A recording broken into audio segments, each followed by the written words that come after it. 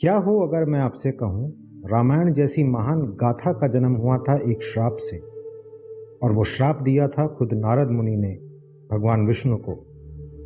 नमस्कार मित्रों, आज हम आपको सुनाने जा रहे हैं वो दिव्य गाथा जिसमें छुपा है रामायण की शुरुआत का रहस्य। कभी देवताओं के राजदूत, कभी भागवत के गायक, नारद मुनि को कौन नहीं जानता। एक बार नारद मुनि गहन तपस्या में लीन थे। उनका उद्देश्य था कामदेव पर विजय पाना, ताकि वो ब्रह्मचर्य में सर्वोच्च सिद्धि प्राप्त कर सकें। हजारों वर्षों की तपस्या के बाद उन्होंने महसूस किया कि उन्होंने काम को पूर्णतः जीत लिया है। आखिरकार उन्होंने वासनाओं पर विजय पाई, पर एक गलती हो गई। उन्हें हो गया अहंकार।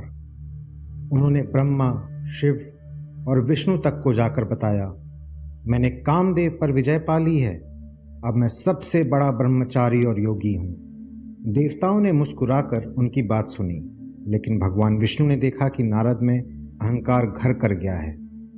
भगवान विष्णु ने मुस्कुराकर सोचा, तपस्या सफल है, पर अभी परीक्षा बाकी है। फिर उन्होंने रची एक माया, एक भव्य स्वयंवर, जहां थी एक राजकुमारी, अनुपम सौंदर्य की प्रतिमा। भगवान विष्णु ने उनकी परीक्षा लेने का निश्चय किया।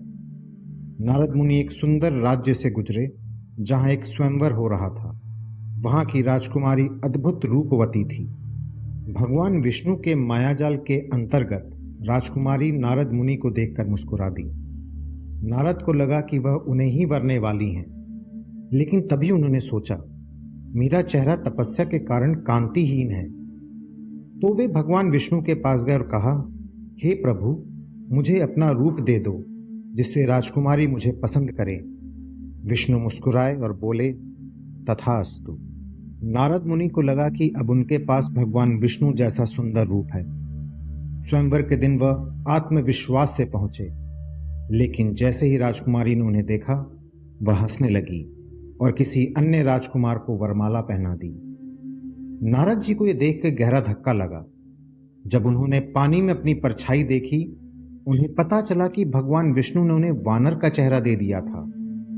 अपमानित और आहत नारद ने विष्णु लोक जाकर उन्हें ललकारा, प्रभु, आपने मेरा अपमान किया है।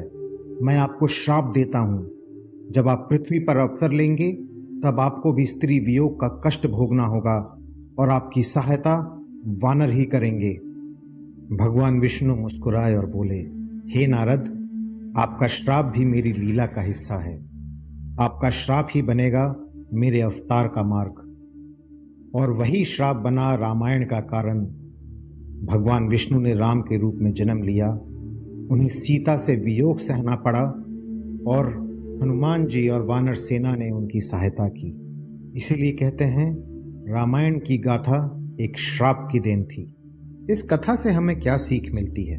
एक अहंकार, एक माया, एक अपमान और जन्म लिया एक युगांतकारी कथा ने। यह केवल कहानी नहीं है, यह संदेश है। अहंकार एक सूक्ष्म दोष है। चाहे तपस्वी हो या देवता, इससे बचना कठिन है। ईश्वर की लीला हमारे कर्मों के हिसाब से होती है। वे सिखाते हैं, सजा नहीं देते। कभी कभी श्राप भी वरदान बन जाते हैं, जैसे नारद के श्राप से रामायण जैसे अद्भुत ग्रंथ जन्मा। अगर आपको यह कथा पसंद आई हो तो कमेंट में जरूर बताएं। क्या आप पुनर्जन्म, लीला और कर्म में विश्वास करते हैं? तो चैनल को सब्सक्राइब करें, वीडियो को लाइक करें और दोस्तों के साथ शेयर करें, ताकि यह दिव्य रहस्य हर किसी तक पहुंचे। मिलते हैं अगली रहस्यमयी कथा में। जय श्री राम।